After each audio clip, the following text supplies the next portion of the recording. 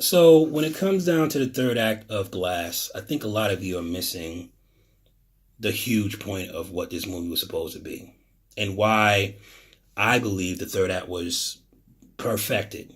I won't say it was done in great taste. There was certain things that I really didn't like, and could have done without. But for the most part, it perfected the trilogy, in my opinion. And here's why. While everybody's being upset and having their expectations blown because they didn't get their epic battle at the tower, none of y'all are not realize what y'all not realizing is that this was never meant to be a home run.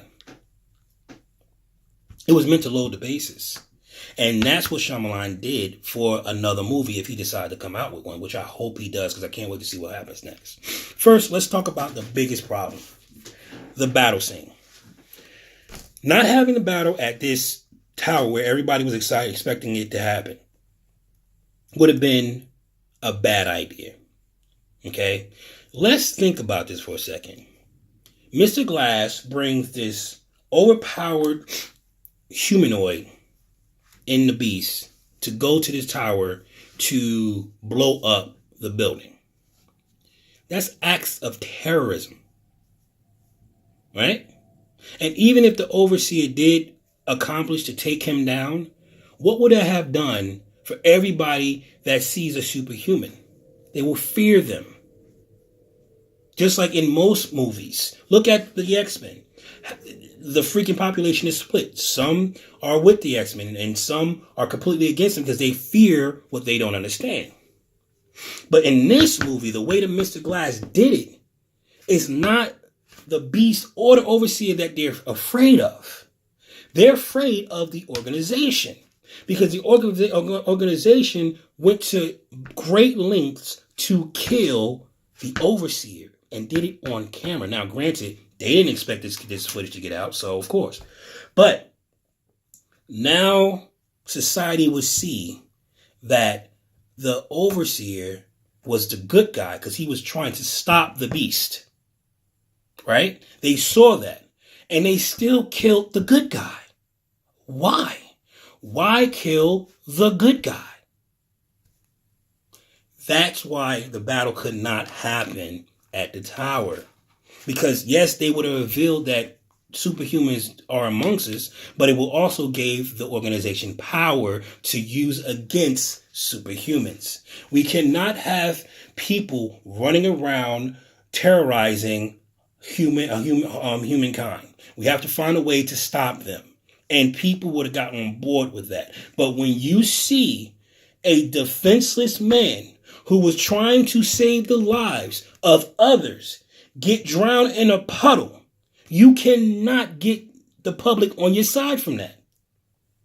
He freaking single-handedly ruined the society. So even if the society decided to want to try to do something else, they can't now. Because everybody watched him freaking kill an innocent man who was just doing what he can to help. Because all the rape and rave about the overseer helping all these people out for 19 years. Now he's being killed by this organization. It was ingenious of Mr. Glass to make that happen. So I love that twist. All right. Now, I would have preferred an epic battle too, but this was far better because I've had epic battles before. I've seen epic battles in damn near every movie that I've seen. I've seen epic battles. I don't need another epic battle to tie me over for the next film. But what I do need is a build up to the next film, which brings me to my next reason why you shouldn't have a problem with them being killed off. You shouldn't have a problem with this because it leaves room for other superhumans, right? What's the biggest problem in the Justice League? There's too many freaking superheroes. Too many. All right? You have Wonder Woman, you have Superman, you have Green Arrow, you have Green Lantern, you have the Martian, you have too many damn superheroes in one universe. And you really don't need all of them. Do you? You don't. You don't really need all these superheroes. They're not necessary, especially when you have Superman and Wonder Woman, the Flash and Green Lantern, maybe the Green Martian. That's all you really need. You don't need these extra people in here. You're done. But because they have so many damn superheroes, they have to downplay the other superheroes to make the other superheroes that are less power relevant. With what Shyamalan did in his movie, you don't have that problem. You don't have to compete with Mr. Glass as a mastermind anymore. Why? Because he's dead. You can have another and even more powerful mastermind and still keep the memory of Mr. Glass alive. Same with the Overseer and Beast. You can have a better character, stronger character, right? But you don't necessarily need to have them go clash hand to hand, head to head with the Beast or the Overseer. You have room now. You don't have to try to tell this backstory and accommodate this one and accommodate. You ain't got to do all that. So you shouldn't have a problem with them dying off. Now, again, I can understand you being upset how the Overseer died, but he had to die that way. He had to die in a vulnerable, weakened spot to show that these people are corrupt. He had to die that way. People have a problem with it. But what other way could you show these people are corrupt other than pushing his head into a puddle of water while the woman right there is holding his hand watching this happen? It was a great way to kill him off. Great way. If you really think about how Mr. Glass planned this, it was a great way. And then the third twist, which is the whole he used their video cameras against him and stuff like that.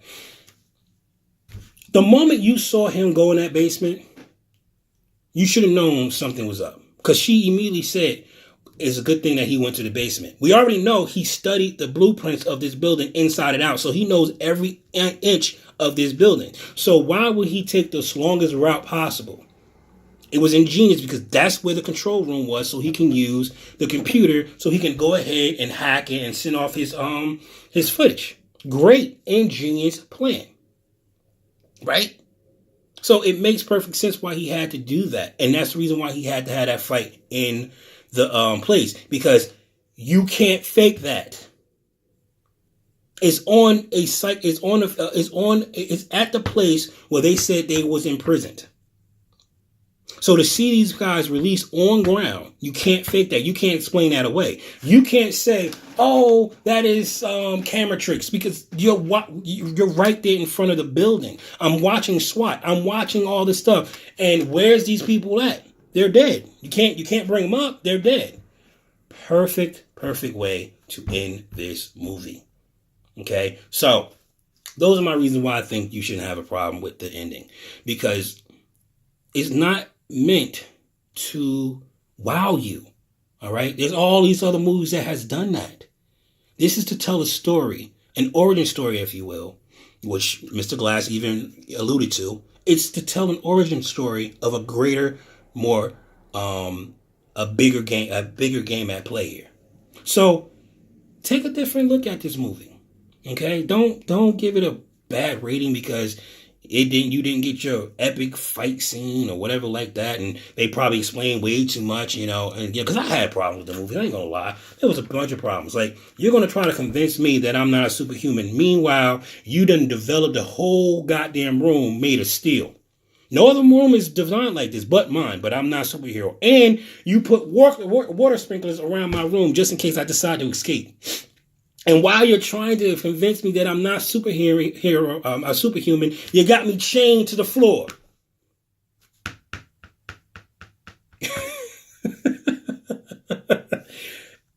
I think you can come with a better plan than that, than trying to convince me. That fell on deaf ears with me. Because if you really wanted to really work that in, you could have said, look,